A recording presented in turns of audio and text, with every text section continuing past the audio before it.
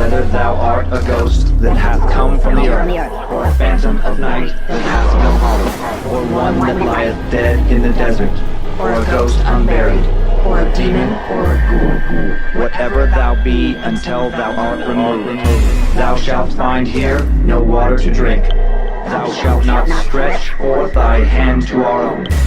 Into our house enter thou not. Through our fence break through thou not. We are protected, though we may be frightened. Our life you may not steal, though we may be scared to death. Welcome to Scared to Death, Creeps, Peepers, Roberts, and Annabelles. I'm Dan. Hello, Dan. Oh, I'm Lynze. You're Lynze. You're Lulu Marie. Lulu Marie, my new nickname. I've gained a second name, you guys. Being in the South for a couple weeks, Dan just decided like Lulu Marie was more fitting than just Lulu. Yeah. It feels right.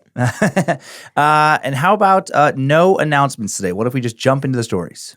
Okay. All right. I love that idea.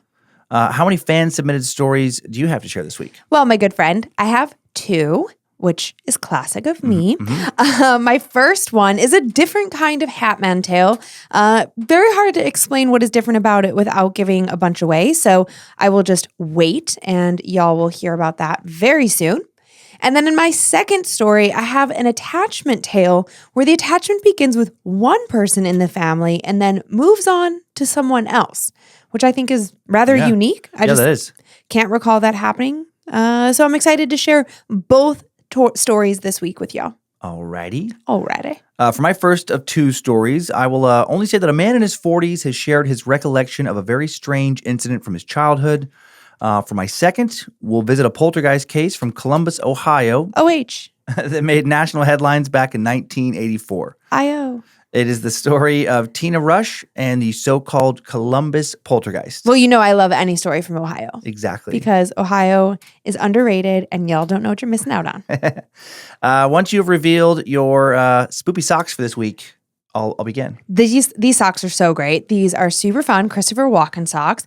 Big thanks to a fan who brought them through the line in Nashville, Tennessee at your last stand-up show. Mm-hmm. Yep. They're very fun. Yeah.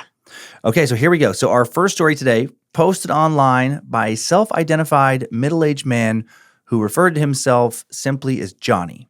Okay, Johnny. Here's Johnny. Time now for the tale of You're It. Last week was the saddest and greatest week of my life. On Monday, my older brother Stan died. He was only 39. 2 years older than me, he was my best friend and always has been. He died of cancer. And I think that's all I'll say about that. On Wednesday, our first child was born. Though my wife, my beautiful, incredibly kind wife, had her heart set on the name Noah, as soon as the nurse put our little guy in her arms, the first thing she said was, "We're going to name you Stanley." Such a bittersweet moment. Saturday was my brother Stanley's funeral. The following Wednesday was my son Stanley's first checkup. I'm getting whiplash from all the joy and the grief. And I've been getting lost in memories. Everything reminds me of my brother. The horribly strong coffee my wife makes every morning that he hated so much. My elderly aunt's selfies she posts on Facebook that he always commented lovingly on. The car sitting in the driveway that I bought from him in 2015.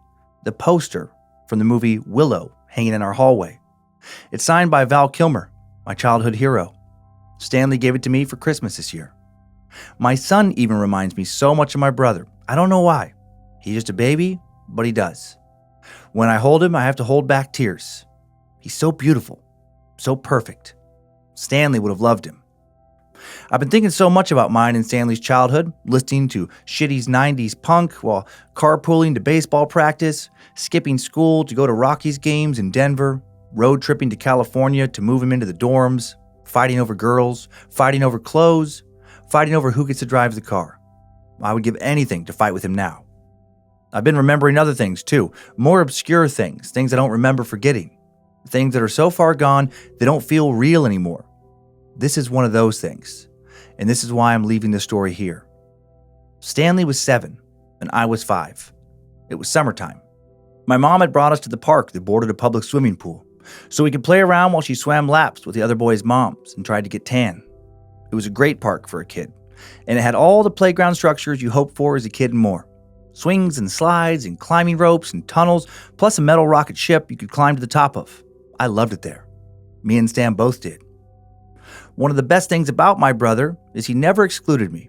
I knew people whose older siblings booted them out of the playground or refused to let them play video games in the basement with them and their buddies, but Stanley never did. He always made sure I was included. And that day, Stanley and I met up with 4 other boys at the park that were closer to Stanley's age than they were to mine. I still remember who they were because Stanley stayed in contact with them right up until the end.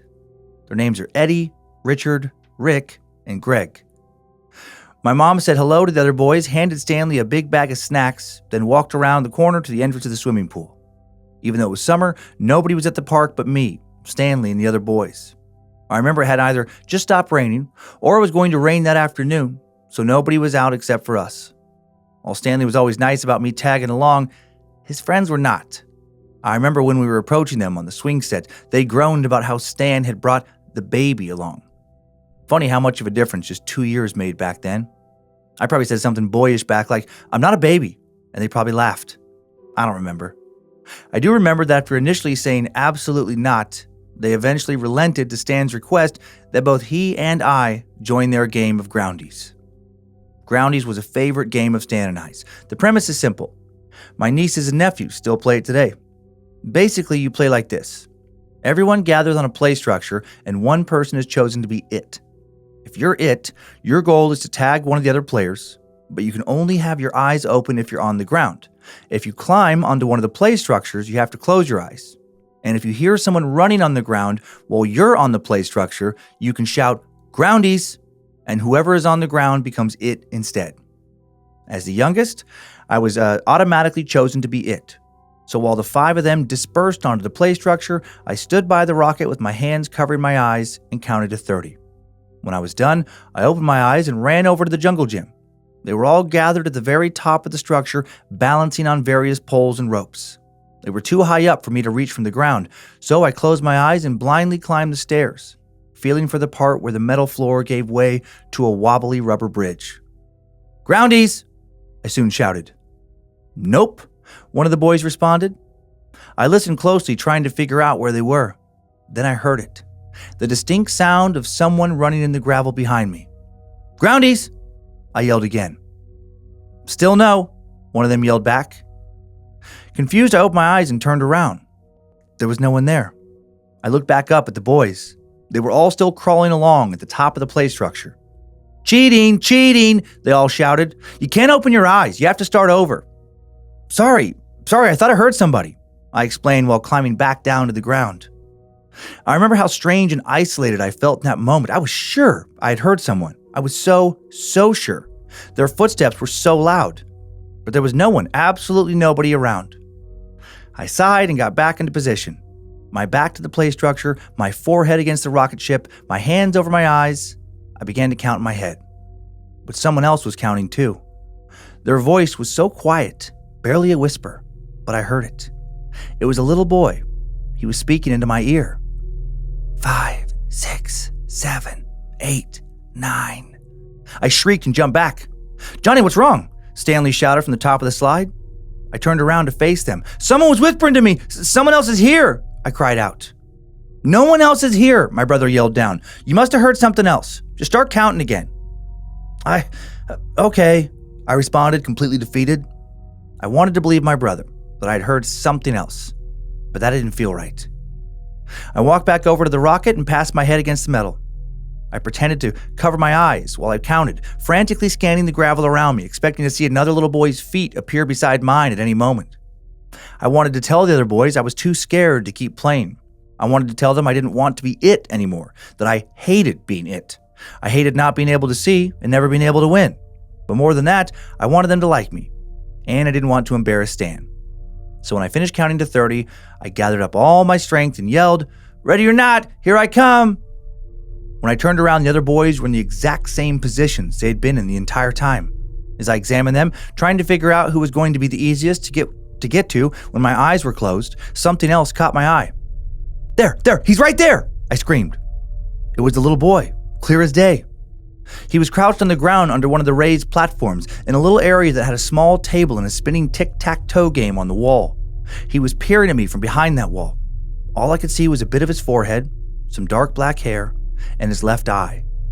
I remember it so clearly, that little boy's eye, the way it bulged out of his socket, how round and large and white it was, how it didn't blink, and the way it made me feel. Stanley jumped down onto the topmost platform, then catapulted himself down the climbing rope, yelling back at me, "Where? Who?" All I could do was point with a trembling hand and whimper. But as soon as Stanley's feet touched the ground, the boy disappeared back behind the wall. Stanley looked at the spot under the playset I was still pointing at and ran over to it. Then he too disappeared behind the wall. I think I screamed something like, "Stan, no!" and erupted into sobs. A few seconds later, Stanley was standing in front of me with his hands on my shoulders. Johnny, there's no one there. Johnny, it's okay. Nobody is under there, Johnny. Look at me. It's okay, buddy." I don't know how long it took me to stop crying, but eventually I did.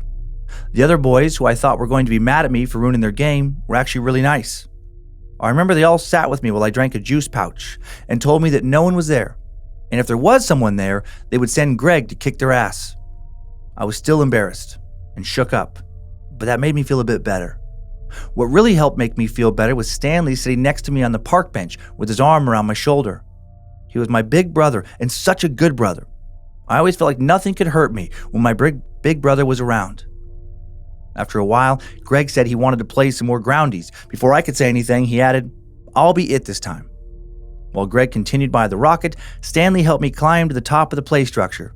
I was still freaked out, but with Stanley by my side and Greg on the ground cracking jokes and making us all laugh, I didn't feel too scared anymore. Eventually, Greg closed his eyes and began climbing up the stairs of the jungle gym.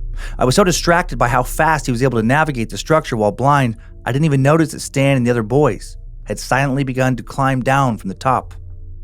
Afraid to be the only one left and even more afraid of getting tagged, I jumped down onto the platform below to try to catch up. The sound alerted Greg to my position, and with his eyes still closed, he started making a beeline across the rubber bridge. "Run, Johnny, run!" Stanley yelled from somewhere below me. With no other choice, I crawled into the slide. It was the enclosed kind, a twisting tube that spat you onto the gravel at a speed that is definitely unsafe for small children. As soon as I got inside that dark tunnel, I heard Greg triumphantly yell, "Groundies!" His scream was followed by the sound of one of the other boys shouting, "Dang it!" and a chorus of their laughter. I started laughing too. I was so relieved I wasn't the next kid to be it, and I began to slide down. I had never been on that slide before. It was faster than I'd expected. It was too high up. There were too many turns. I was starting to get scared again. I wanted to scream for my brother, but I held it in because I wanted him to be proud of me. But when I came around the last bend of the slide, I saw him again. He was peeking into the tunnel, waiting for me on the ground. "Stanley, help!" I screamed and squeezed my eyes shut. When I opened them again, the boy was gone, and my brother was at the end of the tunnel, ready to catch me, ready to help, just like he always is, just like he always used to be. I miss you, Stanley. I hope if we have other kids, like we want to, that he can be the big brother that you always were. I still see that kid from the playground in my dreams, watching me, waiting for me. I wonder who he was and why he chose to only let me see him that day. I never thought about a playground ghost. Mm-hmm. You know, this story reminds me of one we had a while back that was set at like a gymnastics center. Oh, yeah. And there was like kids tumbling.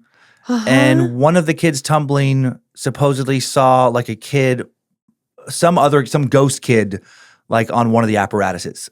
Okay, that feels somewhat familiar. Yeah. I felt like he was like up high somewhere watching them. Oh, I know what it was. It was like at a gym, and there was the kids area while the parents worked out, and they were doing like the balance beam, and they looked up and they saw him in the rafters. Yeah. Good memory. Yep. Yeah, exactly. or like those like ceiling panels that pop out. It was like that. Yeah. Okay. That's what I was thinking of. Good memory. But yeah, so creepy. And like little kids crying at a playground is now going to carry a different weight with me. Yeah, exactly. I mean, I'm not really hanging out at playgrounds anymore, but in case I am, or in case somebody tells me a story about taking their kid to the playground and their kid wouldn't stop crying, be like, well, maybe they had something to really cry about. Okay? Yeah, maybe. No pics attached to that story. Yeah, no worries. I was gonna add a few pics of some cool playground equipment, like the kind the kids in the story were playing that Groundies game on. Yeah. And then I ran across websites, I never thought about this before, where you can buy commercial grade playground equipment, like the exact same kind of stuff that you would find at a park or Sure. or Okay. a school. Yeah, that makes sense. Yeah. Yeah, you have to get it from somewhere. Right. They have to get it from somewhere. And I wasn't thinking about it. Well, of course, there's going to be companies that cater to schools, parks, just any kind of business that has like a private, daycare kind of center maybe outside. And I was just curious about how much they cost. Yes, tell me. That was going to be my next question. So this first one, I don't know if you want to guess how much it costs, but it weighs over 7,000 pounds. 59 kids can play on it at the same time. I'm going to say $150,000. It's $86,795 actually. It's actually not that bad because here's what I think about. I think about a school and how many hundreds of kids go to a school and how much they oftentimes have, morning recess, afternoon recess. Like it would be a very worthwhile investment for a school. Yeah. And an easy fundraiser thing, help us get a new thing. So it has to be somewhat attainable. Okay, Totally. $86,000. Now there is more expensive ones. Okay. So this next one with so many different slides. Okay, let's see. Yeah, the last one had 1, 2, 3, 4, 5 slides, I think. Maybe 6. Okay. This one looks like it has 7. 3, 4, 5, maybe 6, 8. Oh, no, 7, 8, I think. 8. And there might be one on the backside. Might be 9th back there. This one's real cute. Turquoise and blue. It looks so fun and inviting. It's lighter for some reason, less metal and more plastic, I guess. 4,500 pounds, 86 kids can play on it. And it how much do you think? Well, I guessed 150 on the last one, so I'm just going to stay right there. Okay, now this one's more. It's 199. Okay, now we're up to the 200,000 mark. Okay. And I'll do one more. Holy crap. This one is an indoor set. Okay, so this is like at Savage Land Pizza that we used to take the kids to. Or kind of like a Chuck E. Cheese almost setup. Yeah. I was thinking sometimes you'll see things like this also at those indoor trampoline parks. Yeah, There'll be a secondary area that's a ball pits and all. Okay, so this is just an indoor structure, but it looks like Got all kinds of stuff going on, like a this big habit looks trail system. super fun. Honestly, I want to do a lot of drugs and go play on this. Oh my gosh. Yeah, it's 19 feet high, 48 feet wide, 68 feet long. And any guess on how much it costs? It looks really safe. 500,000. 300,000. So I mean, Okay. yeah. So if you really want to be like the coolest grandparent of all time, Oh my God. you can build a big warehouse on your property and put this thing inside it. Yeah. That wouldn't be creepy at all. Well, yeah. I mean, it'd be for your grandkids. But then word's going to get out in the neighborhood. I know. Now you're going to have to either turn kids away or you're going to be the person that has other people's kids hanging out in your warehouse all the time. Which kids in a warehouse just doesn't sound great. Just doesn't. It doesn't. Not at all. Okay. Okay, you ready to leave behind playgrounds and head to your home state? Ohio! In the spring of 1984, something strange began to unfold in a modest beige ranch-style house in Columbus, Ohio. The sort of place you might pass 100 times and never notice. Nestled in a quiet working-class neighborhood, the home belonged to Joan and John Resch, a deeply religious couple who had adopted dozens of foster kids over the years, including one girl who would soon be at the center of one of the most controversial paranormal cases in American history, Tina Resch. Tina was 14 years old, blonde, quiet, and troubled. She had initially been adopted at just 10 months old after being abandoned by her birth parents. Like many kids who lived in or passed through the Resch household, Tina had bounced between different caretakers, different rules, and different traumas. But no one, not even Tina, could have imagined the horror that was about to erupt inside her new home. Time now for the tale of the Columbus Poltergeist. It started small, as these things often do. One afternoon, Joan Resch was in the kitchen when she overheard a loud bang coming from the living room. She rushed in to find a lamp lying shattered on the floor. No one else was home except Tina, who swore she hadn't touched it. And she wasn't near where the lamp had fallen. It didn't seem as if she could have done it. A few days later, the telephone flew off the hook and slammed into the wall. Again, no one was nearby, not Tina nor anyone else. Next, chairs began to rock and slide around on their own. No one was touching them when they were witnessed moving, but they also seemed to move only when Tina was home. If Tina was out of the house was calm. When Tina was home, the house felt different. The air felt charged. The light more dim. Lights were caught, flickering violently while Tina was in the room, Sometimes bulbs burst overhead. And then one night, Joan was jolted awake by the sound of something pounding on Tina's bedroom door. Not knocking, pounding, like someone was trying to break it down. She ran to her daughter's room and found Tina huddled in a corner, eyes wide with terror. The pounding had stopped. No one was there. But Tina was convinced that something in the house was after her. Something dark and terrible. Within days, all these disturbances escalated. Joan and John tried to keep things quiet, thinking it would all blow over, that the unsettling phenomena would pass as inexplicably as it had begun, that it would shift from terror to memory, something strange to someday tell stories about. But it didn't. The activity grew more intense, more violent. Doors slammed with such force they cracked the drywall around the frame. Religious items flew off of shelves. A framed picture of Jesus was torn from the wall and shattered on the floor. And all of this still centered on Tina. She continued to be the epicenter of it all. No matter where she went in the house, the chaos followed. And now Joan and John could no longer just ignore it. They were worried. No, not just worried, they were afraid. Scared for the safety of Tina and the other adopted or foster children in their home. And scared for themselves. How long until a person, not an object, was thrown across the room? How long until one of the doors slammed violently into a small child? Or an object was smashed into a child? They could be badly hurt.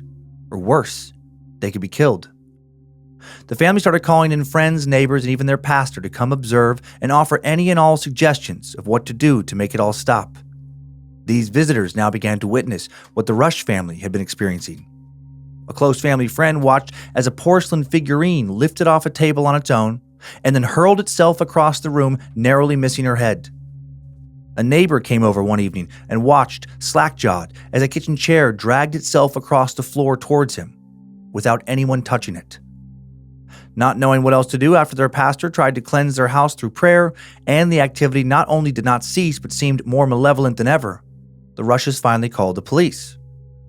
2 responding officers entered their home, took a few notes, and were about to leave, when the landline phone suddenly launched itself off the counter and crashed at their feet. One of the officers reportedly muttered, "What the hell was that?" before both quickly exited the house looking shook up.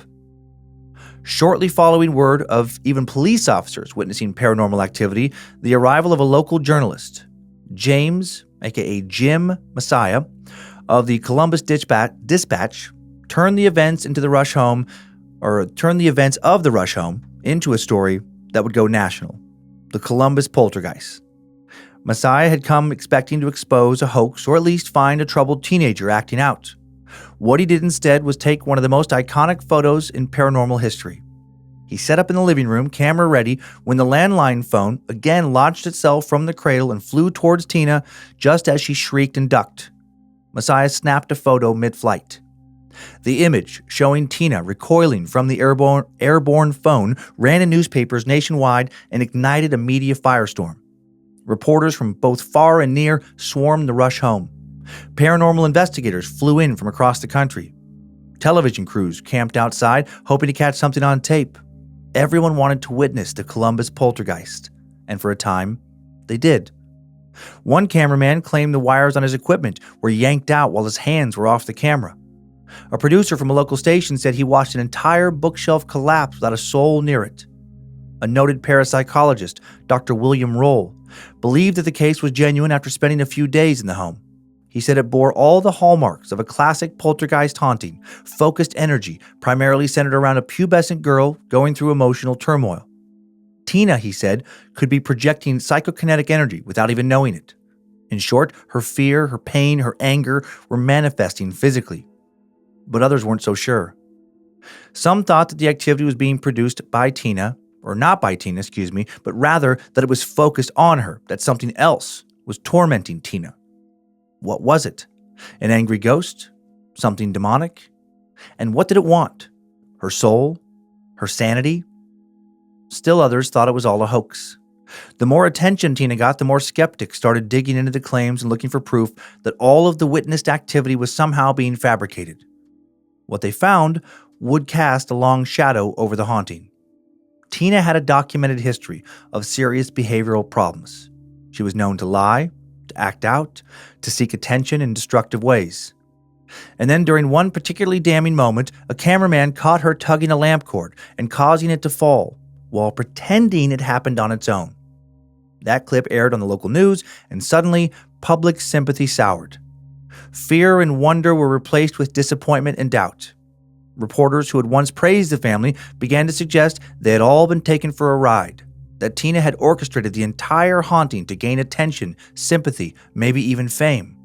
Tina herself claimed that yes, she did fake that incident, that one incident, but only so the reporters and investigators would get out of her family's home and leave her alone. All of the attention had brought no help, no solutions. If she was going to be tormented, at least she could be tormented in private. The Resch family, exhausted and humiliated by all the accusations of fraud, withdrew from the media, and shortly thereafter, the phenomena, whether real or fabricated, began to allegedly subside. Tina faded from the headlines, and for a while, she seemed to disappear entirely. But her story wasn't over. Far from it. In April of 1992, 8 years after the so-called Columbus Poltergeist activity, Tina, now going by the name of Christina Boyer, was back in the national spotlight, and for a much more troubling reason than the first time. She had been arrested in Georgia and charged with murder. Murder of her 3-year-old daughter, Amber. The little girl was found lifeless in Tina's apartment, her body showing signs of severe head trauma. Someone had beaten her to death. The only question was who. Tina's boyfriend at the time, David Heron, also lived in the apartment and was eventually convicted of aggravated assault and cruelty to children. But it was Tina who was charged with murder. She claimed she hadn't killed her daughter, that David had done it, that she had been manipulated, abused, and broken. But the judge, the prosecutor, the police, and then a jury did not believe her. She was convicted of felony murder and sentenced to life behind bars.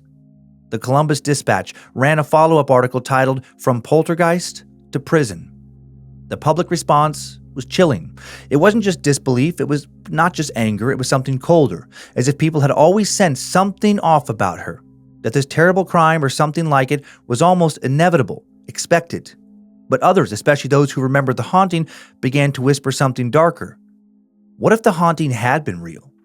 What if it was not just emotional energy? What if something evil had attached itself to Tina back in that house on Arlene Avenue and it had never let go? What if that poltergeist wasn't just a burst of psychic trauma, but an actual entity, something ancient, something truly malevolent, something that fed on Tina's pain that had grown stronger over the years? Something that whispered to her when no one else could hear, that waited in the dark corners of her bedroom when she was just a scared little girl that twisted her fear into violence. Something that didn't vanish when the cameras left, but instead burrowed deep inside her like a parasite, growing, waiting until it emerged and pushed her over the edge. People who lived in the Resch home years later reported no paranormal activity, but then again, maybe that's because the house was never haunted. Maybe Tina was. And maybe whatever haunted her in 1984 followed her all the way from Ohio to Georgia, all the way to that apartment, all the way to Amber. Today, Christina Boyer remains in prison, maintaining her innocence.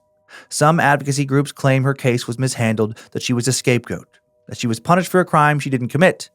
But others say no, not a scapegoat, not a victim, a vessel for something evil. Who knows, perhaps Tina Resch did fake it all in 1984, but what if she didn't? What if something entered her back then and never left? What if it just waited and watched and then finally pushed her into committing about the worst crime, the most evil act that a person can commit, the murder of their own child? Well, that was a twist I wasn't expecting. Mm-hmm. That's fucked. Uh-huh. But, I mean, I don't know her I don't know her backstory, yes, adopted, but I don't know. Moved through a lot of foster homes, was abused in some of them, definitely not a great overall childhood. Yeah. Definitely had some, psychological problems and would do, act out, which is not uncommon for kids who have childhoods like that. Absolutely. To act out in destructive ways, to get attention. So I understand the argument for, she was troubled and then she did what something that a troubled person does later. And there was never anything paranormal.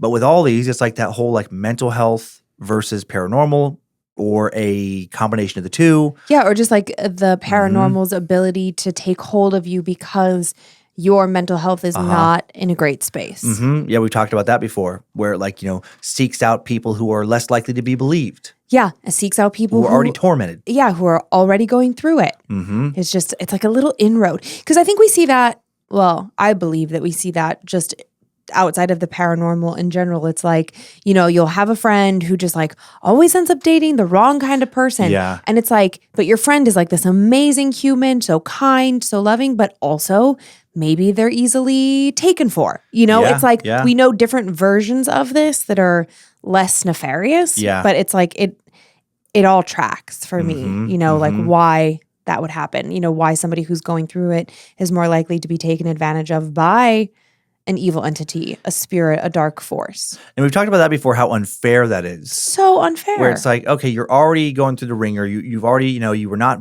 dealt a great hand at birth. Yeah. You're getting piled on.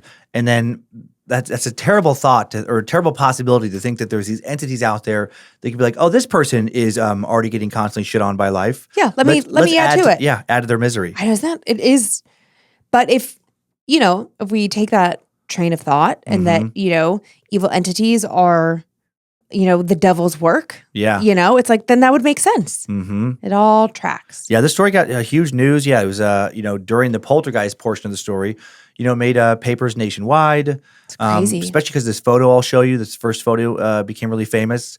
And then actually there was an episode of Unsolved Mysteries that was produced before she was found guilty of murder. Dang. And then actually aired after she was already charged and stuff. So it was, kind of messy that way. But it got lots of attention. Then, of course, when she was found guilty, another round through the media cycle of it just brings it all back up. And then her whole life gets analyzed all over again. Totally. Actually, I lied. This first photo is just a photo that showed up in the paper of Tina Resch. Yeah, she's a cute girl. Yeah, taken from like the spring of 1984. This is about the time of the Columbus Poltergeist activity. And then this next one is the infamous photo taken by Jim Messiah. Interesting last name too. I was like, I know, that is pretty funny. I know, for anybody like what, it's like his name is actually Messiah. It's spelled Massiah. But there's other people with that last name out there, and they pronounce it, Messiah. I mean, phonetically, that makes sense, yeah. So this was put in the Columbus Dispatch, and then it was, added to other newspapers around the country of that phone flying through the air across Tina's lap. I mean, this photo feels just like, forget about the paranormal aspect of it. Yeah. I'm like, well, we're all wearing sambas right now, so check. Oh, yeah. My kids are wearing this outfit today. So just kind of like throws me for a second there. Yeah, I mean, this is a hard to replicate photo, especially at that time. Right. Right? Like now we would say this is Photoshopped, this is AI, this is, all these different variables. And I'm not saying that they didn't have the ability to Photoshop photos then. Yeah. But it's just so odd. Right. And I think, some people were like, well, did she pick it up and throw it? Well, or like he was right there taking pictures.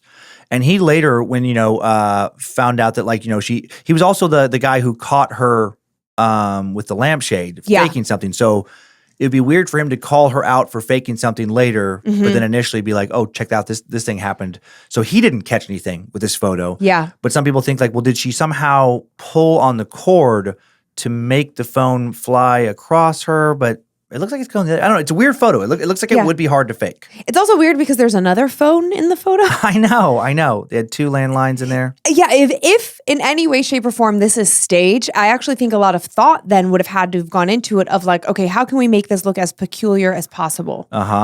Yeah. So this next photo, this is a photo of Tina and her daughter Amber, taken shortly before Amber's death. Oh my God. Yeah, crazy that happens. And then this last one is a photo of Tina taken in Pulaski State Prison in Hawkinsville, Georgia, in just 2022. Damn. So it's just crazy to think about just a whole life that has just been hard.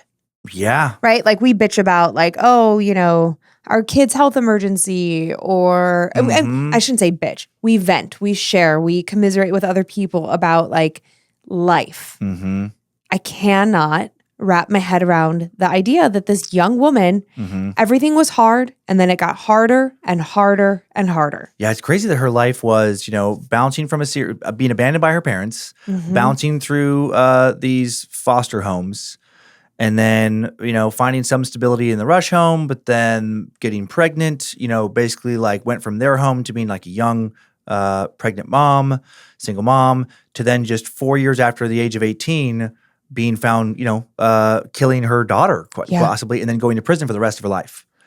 So she had no period in her life, and I'm not like apologizing for her. I mean, if she was found guilty of killing her daughter, then if that's true, and then the way it happened is true, what a terrible, terrible thing to do for anybody, regardless of their backstory. Like nobody gets an excuse. It's never excused. No one gets a pass. Yeah. But it's just crazy that her life there was never a period of it just being easy, where she was on her own, financial stability, and just enjoying life. Yeah, life was never good for her. Yeah. Or so it seems.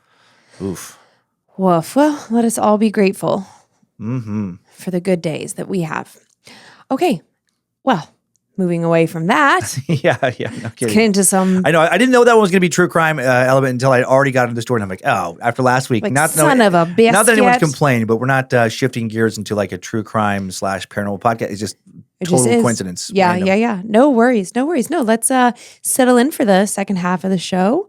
Do you have your Layla? I do have a blue one this week. Blue Layla.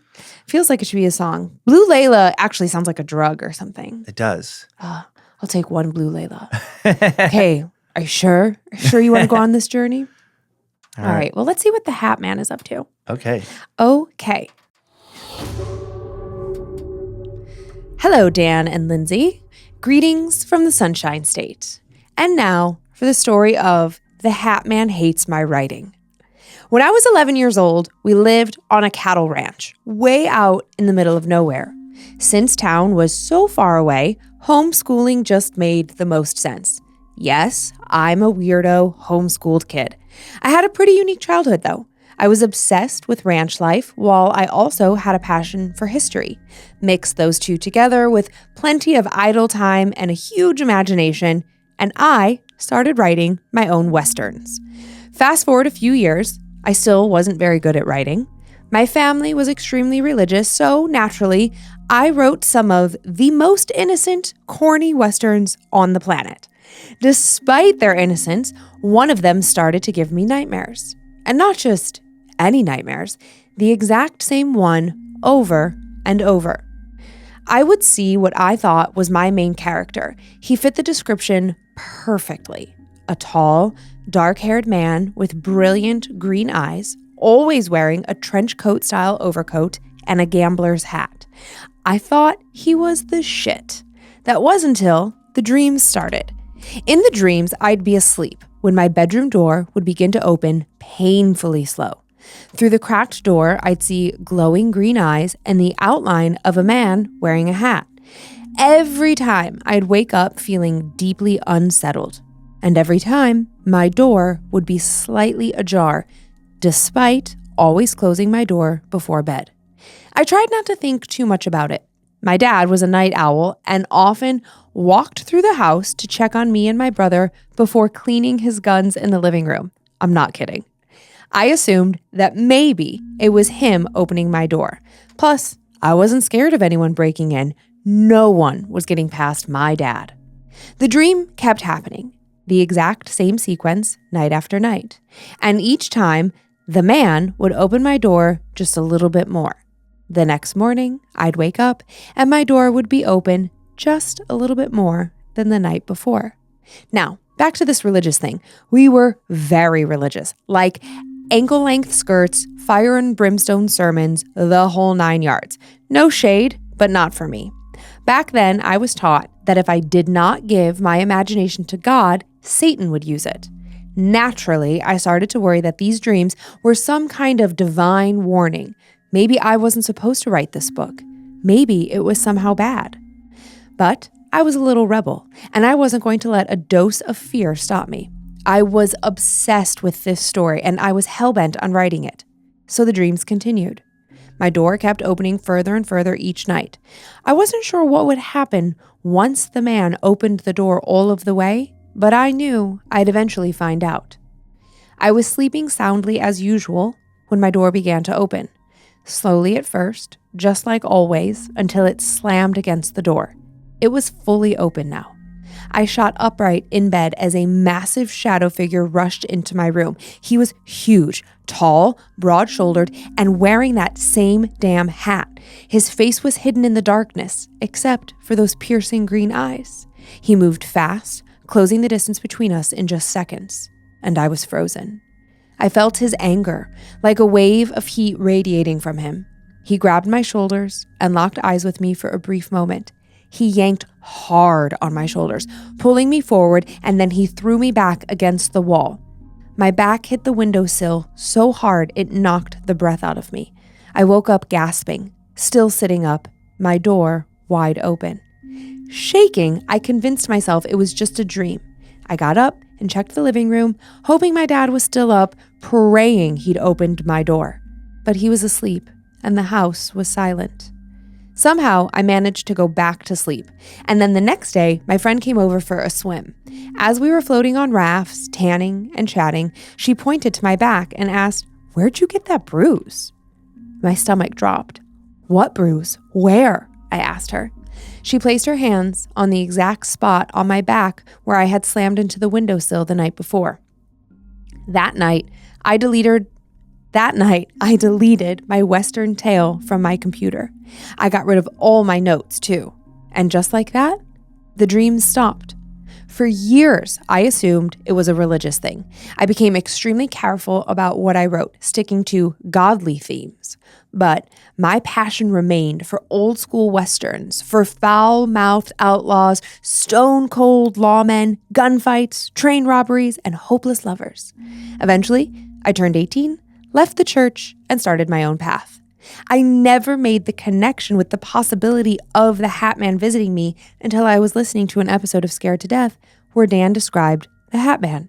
I always thought the Hatman was something that attached to people, but who knows? Maybe he was pissed that I stole his identity and put him in a cheesy Western. Regardless, it's clear the Hatman hates my writing and he wanted to let me know it. Thank you both for the amazing content. I'm a space lizard through and through. And naturally, Dan's Nightmare Fuel with Ezra is my favorite right now, hoping for more similar to that in the future. You guys are incredible. Keep the creeps coming. Oh, thank you. Yeah, that, yes, hopefully there will be more Ezra stories at some point. And then, yeah, also I had the thought about the devil taking hold of your imagination. If that is a thing, then oh boy, you're fucked. Nightmare Fuel is just pure devil. That is who's helping me write those stories. Oh my God. But I also that's such a scary idea for me. Mm-hmm. You're actually a tiny bit possessed by the devil, and with each Nightmare Fuel you write, he becomes more he gains more traction in your brain. I will say I did write down a note from this story. Like I'm inspired. So many of the Nightmare Fuels in some way, shape, or form are inspired by stories that we've like the true stories of Scared to Death. Like the stories from our fans? Mm-hmm. Stories from fans, stories I found. You know, I find like the researchers find. Yeah. It's just like taking all that lore and twisting it into fiction. But I did make a note on this one. I'm like, ooh, haunted by somebody's own story. Uh-huh. That's fascinating. Yeah, yeah. Like you're like, it's a cool concept of like, you know, you're an author and you're writing your first horror novel and then the novel start to happen. Yeah, the novel, I don't know, takes shape, comes to life. But you could like, because if that happened, you would be like, oh my God, I've been too deep in this story for too long. Right, you know? So many times authors go to like remote cabins or you know, quiet cities, towns, whatever. Yeah. They want to, you know, like, okay, like Anne Rice in New Orleans. It's like, right, you know, and she's from New Orleans, but like, of course, that would be such an inspiring place to write from. Like, there's all these different things that people do to make their writing feel even more authentic. Mm-hmm. What if like the most authentic thing to do to write a horror novel is to like live in a haunted house for a period of time? Yeah. And then write about it, like base it in your surroundings Fuck. a little bit. It would absolutely fuck you up. Yeah. Well, I loved the story. I just love a little kid, trying to write these westerns, and I hope. And they didn't name themselves in the story, right? They gave their initials only. So okay. But this space lizard, I hope that they kept those stories And at the very least, they're amusing to read years later. Yeah. I would love it if I had, fictional stories that I tried to write gosh. from 8, 9, 10 years old. That'd be so cute. And to check those out now, they'd probably be so terrible in the best ways. So terrible.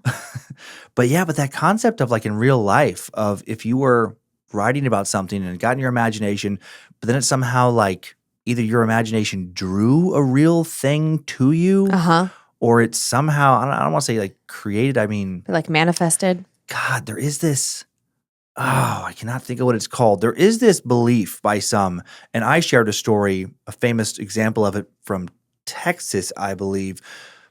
And there's a term for it, and I'm blanking on it right now. I'm sure I'll be able to look it up after the recording and be like, oh yeah.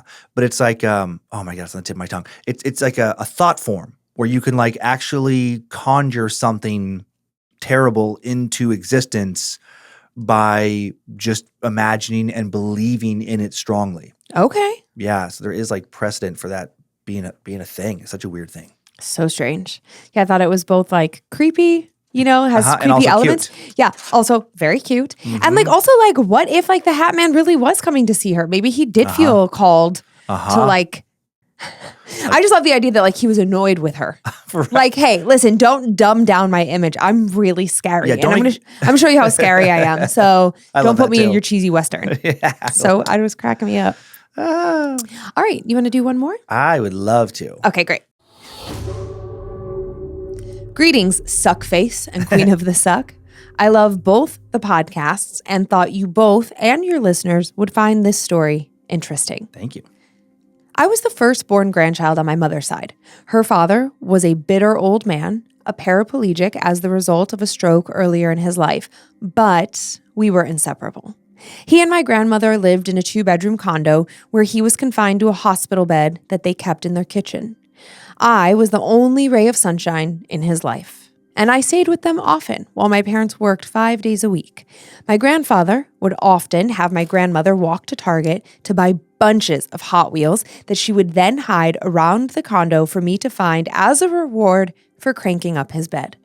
When I was 5, he passed away from complications of lung cancer. It was late in the day when the news came, so my parents opted not to tell me until the next day, fearing I wouldn't be able to sleep. The next day, I woke up and my mother told me that I told her, Grandpa was just here. I remember none of this, but I've heard this story many times from my mom. She said I told her that Grandpa was in my room and that he came to tell me goodbye.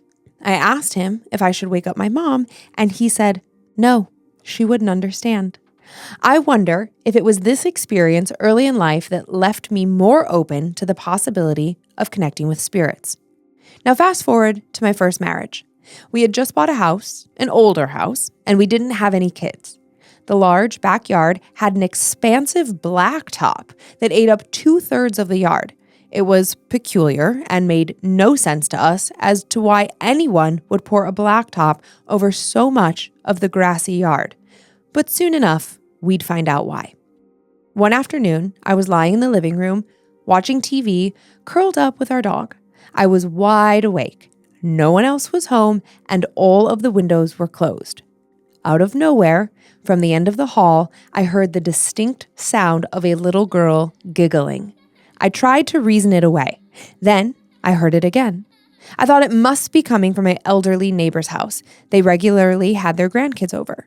I moved from the couch to investigate, predicting I'd see the grandkids playing outside, but no one was home at their house. For the next 6 months or so, strange things happened around the house. Items were found out of place. Our dog would sit at one end of the hallway, barking at seemingly nothing at the other end of the hallway, that kind of stuff.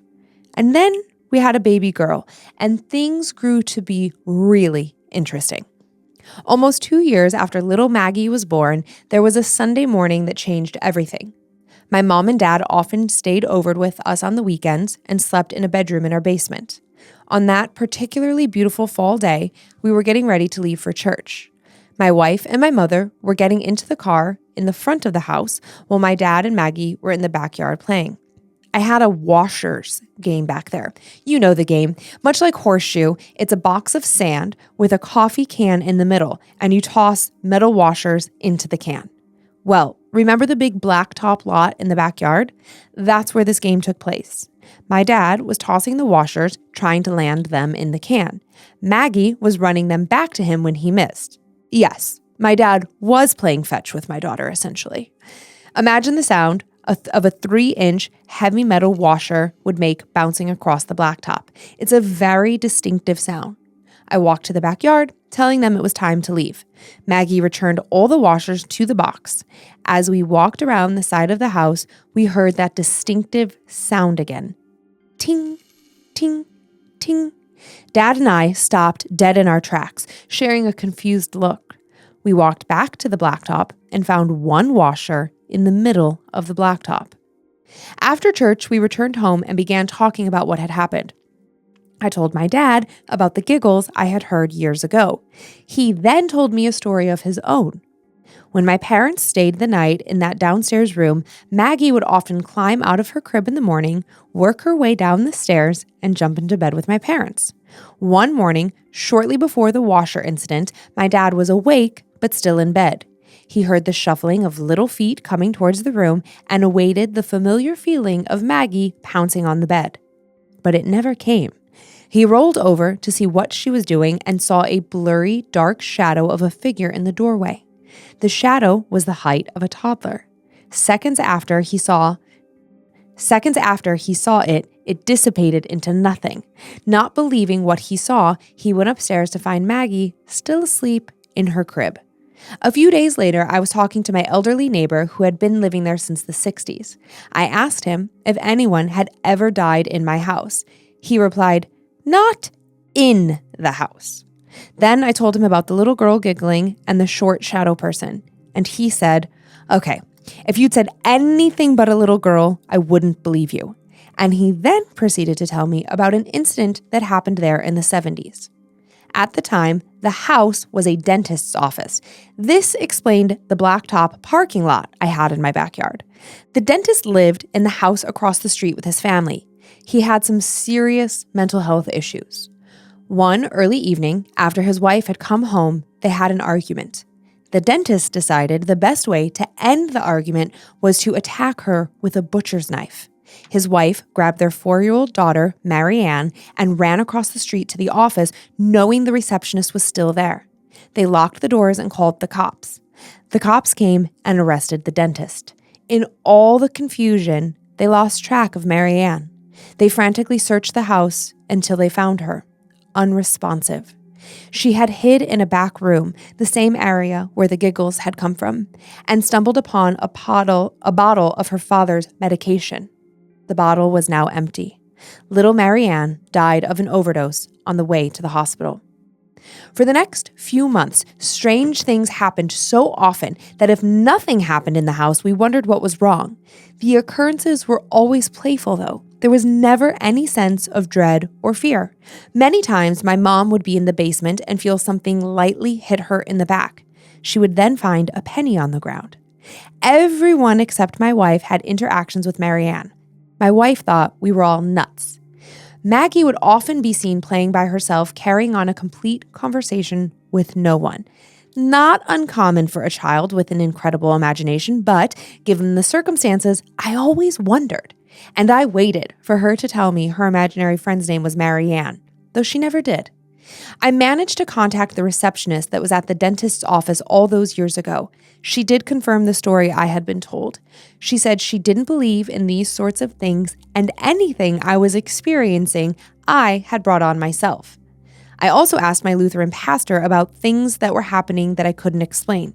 He told me the church didn't recognize ghosts. He said that demons will take advantage of a known situation and portray a deceased individual to torment the living. I wasn't so sure until 2 things happened that changed the playful mood. One night, as I laid sleeping, I was awoken by a presence in my room. I felt an enormous pressure on my chest pinning me to the bed. I couldn't raise my arms. I couldn't turn my head.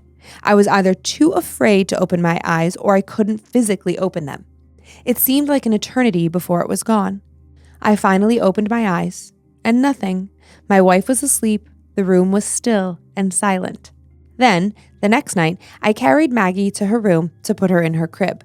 She had a habit of needing a glow bracelet to go to sleep. You know, the ones that you bend and crack and then they start to glow, and then you would add the little coupler to make it a ring.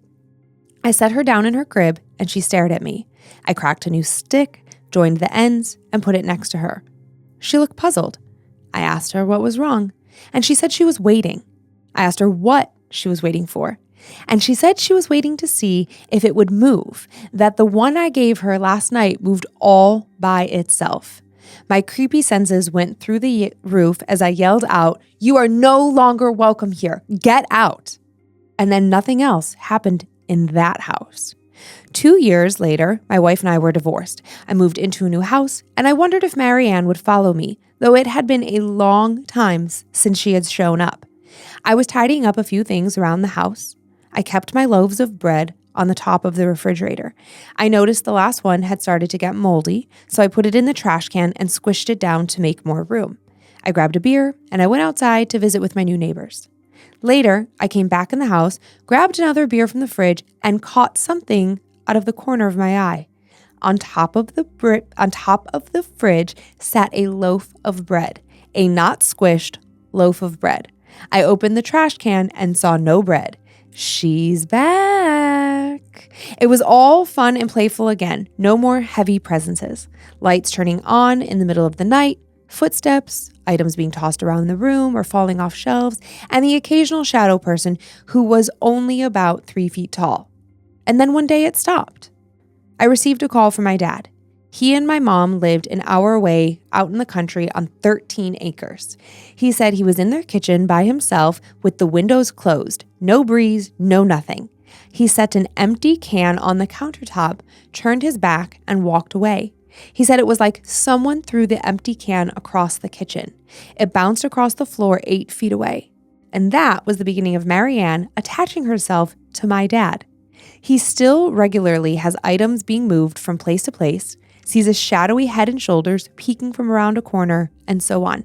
He and my mother recently went on a vacation to Yellowstone, and he even saw the same shadow person standing at the foot of his bed there. They also have a lake house that Marianne has been known to show up at. To this day, 15 years after the first giggles, Marianne is still with us. Dad says he never believed in this stuff before, but he can't deny nor explain everything that has happened. I suppose if we have to have a ghost in the family, at least it's one that doesn't seem to wish us any harm. Matt. Wow, thanks, Matt. That was a very cool story about the passing from one person to another. Like, I don't think we've had one that's passed in that way. I don't think so. Like Matt, his daughter Maggie, and his dad. Yeah, we've had ones that have been like multi-generational, but it's like one person passes and then the next generation, they'll see something in the same house usually or something like that. It's usually like one location. Exactly. But not like, well, in this case, like Matt and his dad are both still living in different places, not living in the original location where Marianne, the spirit they're saying is Marianne was found. Mm-hmm. And then, Matt moves after the divorce. Thing seems to follow him there. One day, the little shadow person, this ghost of Marianne, is no longer there. And then at that same time, that's when his dad starts to see things, and then it continues to this day. That's fascinating. I thought so too. I have to wonder if Marianne is mostly attached to Maggie, because I'm going to go out on a limb here and assume that Matt, even though divorced, gets plenty of time with Maggie. Yeah. And I'm going to then also assume that Maggie then spends time with Matt's dad, her grandfather. And so I wonder if Marianne is just kind of always looking for Maggie, a playmate. Yeah. And I wonder if so it's been 15 years. Okay, so Maggie is, I don't know. Okay, let's see. They didn't have Maggie right when they moved in. They lived there for a little while. It was 2 years after they moved in that they had Maggie. So Maggie's probably 12, 13, something like that. I'm curious if as Maggie gets just a little bit older, maybe even just outside of her teen years, if Marianne will go away. Right, she'll kind of age out of it. Possibly. And that I always find it interesting when, you and I, we've talked about many times before, we don't share what stories we're going to tell beforehand. And it's crazy how often something like, there'll be like almost like a theme, this unintentional theme, and like how sad that like two little girls I know both meet tragic ends. our stories. In one episode. In one episode, we had no idea that the other person was telling these stories. Yeah, I know. It's weird. I know. Also, Matt, I don't know when you sent the story in. So I just want to say, in case you haven't figured it out, part of the reason your bread is getting moldy, my friend, is that the top of the refrigerator/freezer gets hot because of the coils, and it will make your bread get moldy faster. Huh. So There you go. just a little tip. I also like that Matt shared this game of washers as if that's a super common game, and maybe it is in some place. Okay, I had to look it up too. I was like, oh, I wonder if Dan's going to know what I'm talking about. And I looked it up, and like It's genius. It's a simple way to play horseshoes. Exactly. Yeah, you've seen an old coffee can or any kind of little bucket, really. Oh, if you look it up, I Googled it because I was like, washers. I was not. Yeah, so I metal look washers. Look up washers game. There are very expensive versions, like a $200 version of this game Oh, interesting. in a Okay. little like wooden box that seems more like a tabletop, even though it says outdoor. But I mean, this just feels also like a little like cornhole-esque or It whatever. does. You know? Washer pitching, they call it, is according to Wikipedia. Yeah, and it does. It's like looks similar to a cornhole board with the one hole, slight slant in some of these pictures. And yeah, you're throwing these big metal washers and they have like, custom pitching washers now. Funny. So I'm sure what happened was it started off with just like metal coffee cans and like legit just like got some washers in the shop. Totally. And enough people played it where somebody's like, well, we should, kind of format this. And I could sell something that makes it a little easier. Yeah, somebody just like made it nice and then just kept going from there. Yeah, I know. I was like, okay, I Cool. kind of want to play this game in our backyard. Mm-hmm. Yeah, easy game to play. Yeah, I feel like your family would love this game. True. Yeah, I'm curious if they've heard about it. Yeah, maybe. You want to thank some Annabelles? I do. I do want to thank the following Annabelles. We'll be sharing our charity announcement later this month. But in the meantime, thank you so much for your support on Patreon, for making this all possible. The Man Under Your Porch, Snuggle Boo Boo Bear, and Peep. Blake Ryan. It's like really hard to follow those two with just like a very normal name. Blake Ryan, Megan Pough, P-A-U-G-H. Poff? It's a tough one. Poe, maybe. Yeah, I don't know. Probably Poe. Keegan Fugenzi, Vincent DeToy, Keely Keehan, Pura Vida Sapo, and Pixie. Nice. They're a mouthful this week, y'all. I got Tenacious Tanya, Funny. Isaac Reeder, Fabi Tovar, Skia Wallace, Abigail Jones, Dawn Gerhardt, Jenica Swartz, Samantha Sheets, and saving this one for last, Big Mommy Milkers. Y'all are too much. All right, I have a handful of spoopy shout outs. To Rylan from your mom, Brianna. Happy 7th birthday to the most beautiful but creepiest dark-humored girl. This is great. To Cambo, the ghost eater from Grammy Cracker. Oh my God. Happy birthday. I love you to the moon and back. I was emailing back and forth with Grammy Cracker, and much like myself, she loves a good nickname. And so it's just nonsense. It's so cute. I love these nicknames. To Michael from Sarah, we upgraded to House 2.0. We left behind a lot of firsts, but cheers to many new ones. And as Theo would say, I love you the freaking mostest. Oh, cute. To Cody Ray from Mallory, happy 10-year anniversary. I love you beyond what words can express. To Diana from Diana, happy birthday to me. Even though I've lost my job of 18 years, I will be okay. You are living your happiest, healthiest life. So much potential for the amazing years ahead. It's going to be okay. Just keep picturing yourself on the other side of this. Mm-hmm. And lastly, to you, Dan, from me. Happy birthday. This show comes out your birthday week. Well, thank you. It comes out the 13th. And yeah, Saturday we'll be having dinner with friends and one fun. Family member. And that's great. Happy 48, young man. Thank you. And that is our show. And if it sounded different, we recorded this one and the last one in a remote location. We're just trying to figure out a little travel kit. And so just tweaking it a little bit to make it the best. So if you had a feeling of like, this sounds different, you were right. You were right. Yes, we've been in New Orleans for the last 2 weeks, and we're hunkered down for Jazz Fest. We survived. Yeah. And I'm sure that we'll talk about it a bunch on the May bonus episode and just how cool it was to be in this city and how rejuvenated and inspired and full of hope and love and Yeah, good for creativity. Man, the city's so great. So thank you for having us, New Orleans. It's been a pleasure to be here. And we ran into a fan at a little bar. Oh God, around the corner from the Britannia Theater, and she was so cool. And it's been a great couple of weeks.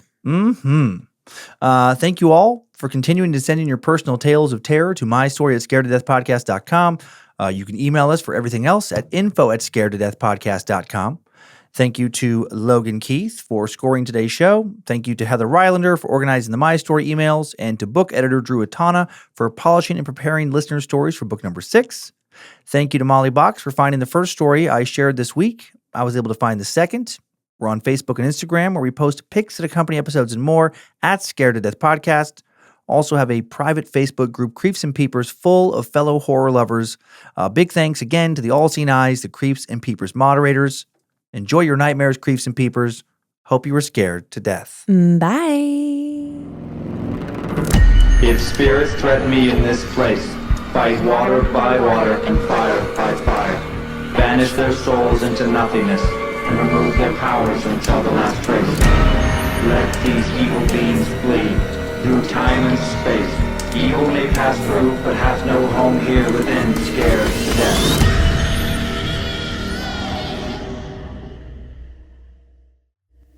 Mad Magic Productions.